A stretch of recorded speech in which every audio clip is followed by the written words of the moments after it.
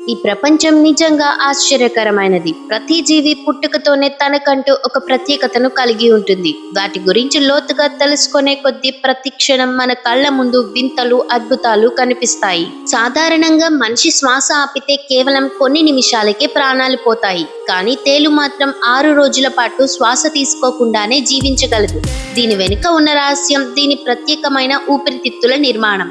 తేలు ఊపిరితిత్తులను book lungs అని పిలుస్తారు. ఇవి పుస్తకం పేజీల్లాగా ఉండి గాలిని నిల్వ చేసుకునే సామర్థ్యాన్ని కలిగి ఉంటాయి. అందువల్ల బయట నుంచి ఆక్సిజన్ అందకపోయినా దాని శరీరంలో ఉన్న గాలితోనే కొన్ని రోజుల పాటు బ్రతకగలదు.